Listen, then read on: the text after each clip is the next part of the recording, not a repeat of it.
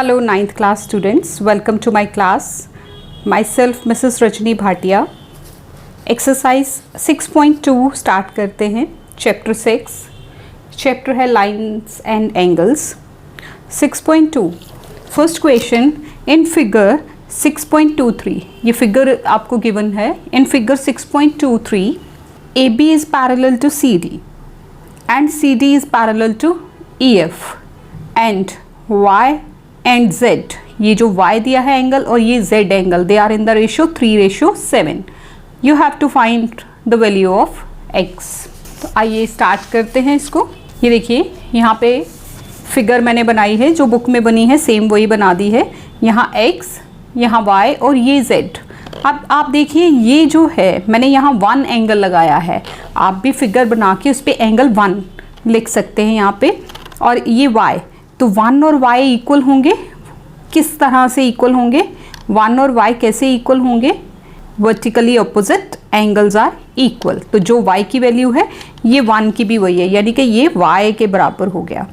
ठीक, तो यहाँ हम लिखते हैं गिवन, वही गिवन जैसा कि हमने एक्सरसाइज 6.1 में किया.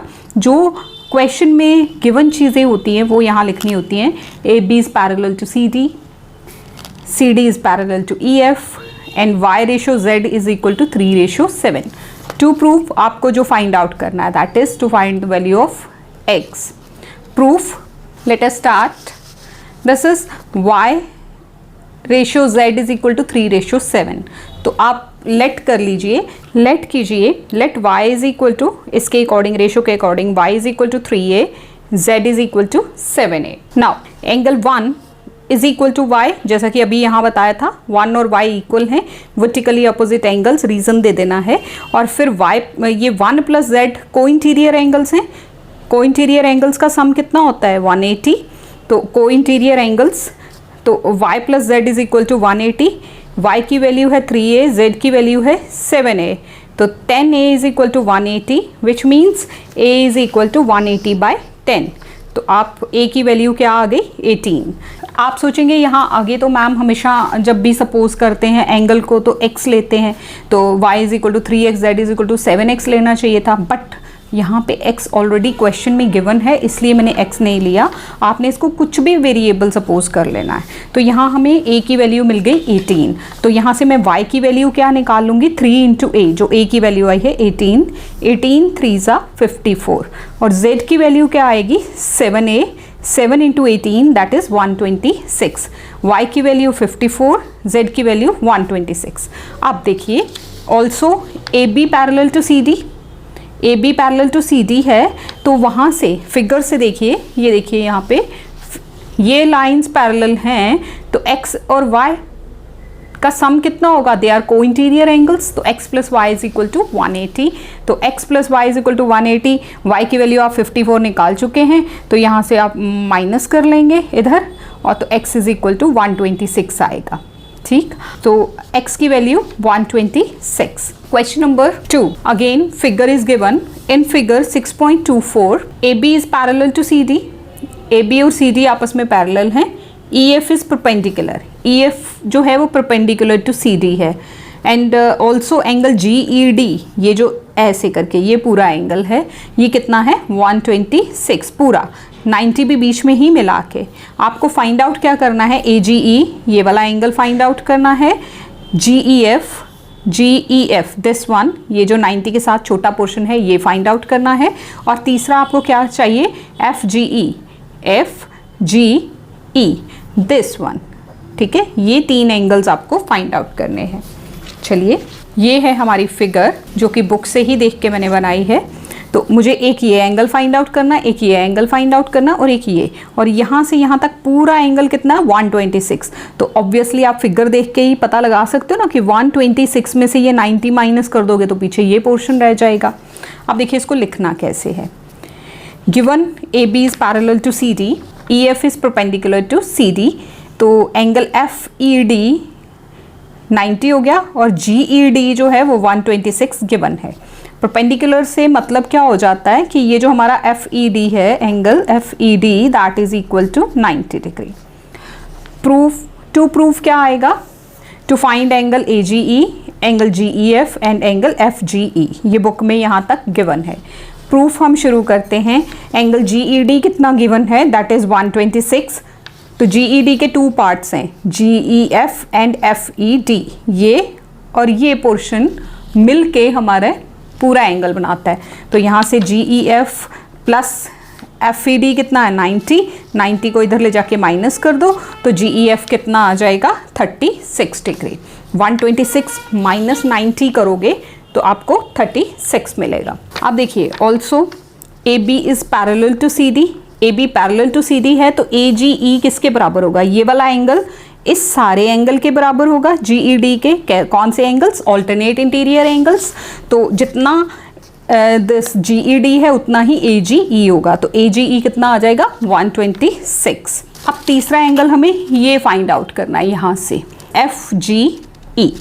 FGE कैसे होगा, ये और ये क्या देते हैं हमें, लीनियर पेयर। तो 180 में से ये वाला पोर्शन माइनस कर दीजिए। AGE plus FGE is equal to 180, linear pair है ये। तो 126 plus FGE is equal to 180। तो FGE किसके इक्वल आ जाएगा, this is equal to 180 minus 126, this is 54 degrees. तो हमारे तीनों वैल्यूज़ जो हैं वो क्या आ गई, हम यहाँ पे आंसर बना के लिख सकते हैं। AGE हमारा 126 था, GEF और तीसरा हमें FGE चाहिए था, that is 54 and this is 36 degree. This is the answer. ये जो है इस तरह से है, जो एंगल्स पूछे हैं वो लिख के आप आंसर दे दीजिए। नेक्स्ट है question number 3। Look at question number 3। In the figure 6.25 if PQ is parallel to ST। ST और PQ पैरेलल हैं, इनको कंफ्यूज नहीं करना। देखिए ST ऊपर बना है, PQ नीचे बना है, तो ये इस तरह से पैरेलल हैं lines. Angle PQR is equal to 110, angle RST is equal to 130। You have to find angle QRS, this one, ये आपको फाइंड आउट करना है। चलिए हियर इट इज। इसमें ना एक कंस्ट्रक्शन रहेगी, इस तरह से आप एक लाइन R के through parallel to ST and parallel to PQ आप निकाल लेंगे, ठीक। RM, RL, anything you can take. तो given PQ is parallel to ST और ये गिवन है कि ये वाला एंगल 110 है और ये 130 है, तो वो हमने लिख दिया। टू प्रूव आपको QRS फाइंड आउट करना है। कंस्ट्रक्शन है इसमें, हमने ड्रॉ की एक line RM parallel to ST and PQ। ST के पैरेलल हुई तो ऑटोमेटिकली PQ के भी पैरेलल हो गई।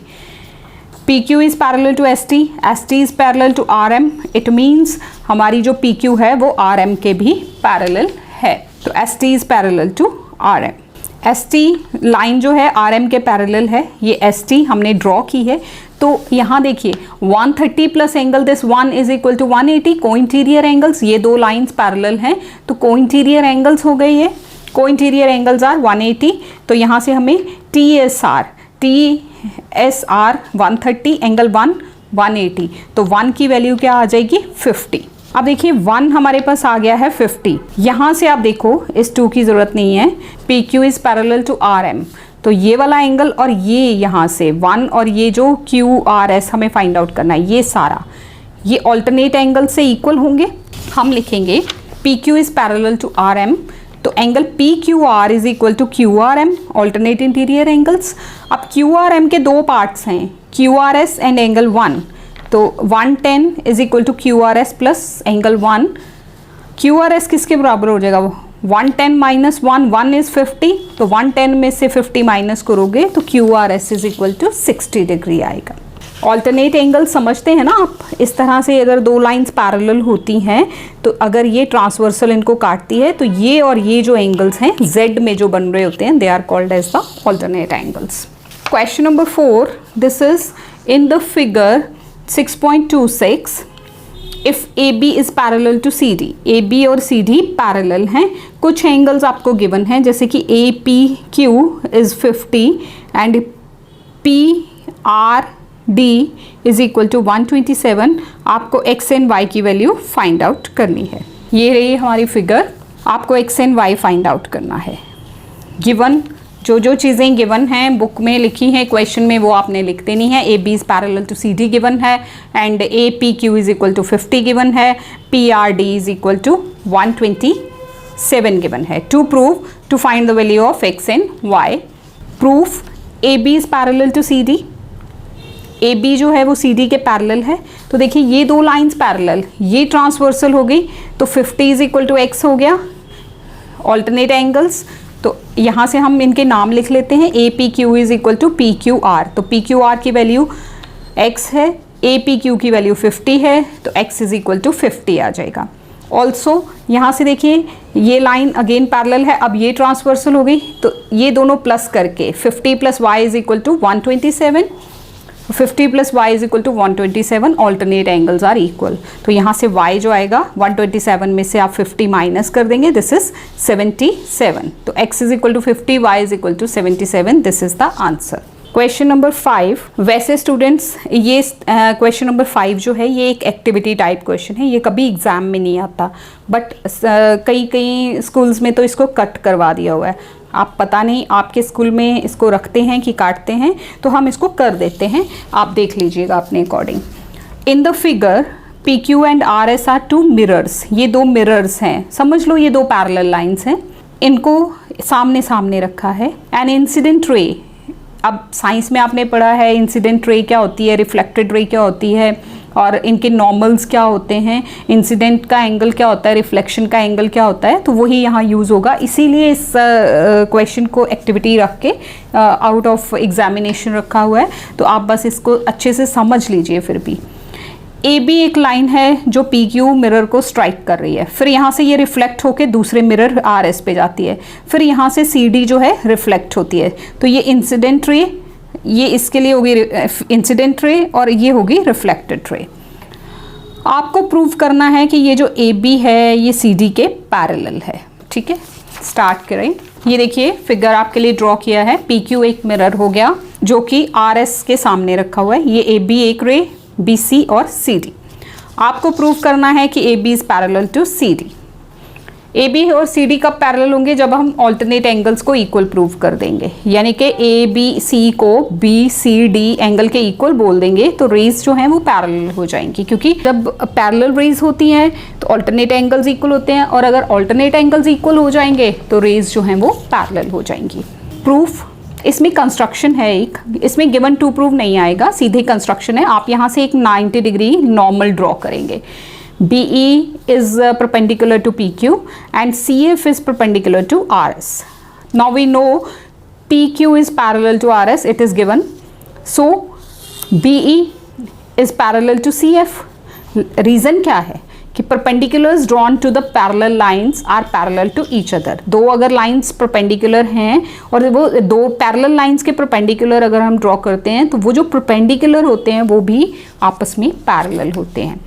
ऑल्सो हमें साइंस में ये भी पता है फिजिक्स में कि angle of incidence is equal to angle of reflection, यानी कि अब इसके देखिए हमने ये बोला था कि ये पैरेलल हैं, ये जो है ये और ये पैरेलल हैं, तो उस हिसाब से angle 1 is equal to angle 2 हो गया, angle 3 is equal to angle 4 हो गया। But BE is parallel to CF, तो उस हिसाब से 2 और 3 भी इक्वल हो गए। अब यहाँ आप ऐड कीजिए इनको, 1 + 2 इज इक्वल टू 3 + 4, तो 1 + 2 करके क्या आ जाएगा, 1 + 2 एंगल करोगे तो ABC हो गया, 3 + 4 करोगे तो BCD हो गया। Angle ABC is equal to angle BCD। But ये कौन से एंगल्स हैं, but these are alternate angles. Since alternate angles are equal so lines are parallel, तो सो हम सीधे बोल सकते हैं कि AB is parallel to CD। So ये हमने प्रूव कर दिया, हैंस प्रूव्ड। मैं अगेन आपको बता रही हूँ कि ये question examination point of view से नहीं है, this is just an activity. So this is all about exercise 6.2. Thank you so much for watching this video. Thanks a lot.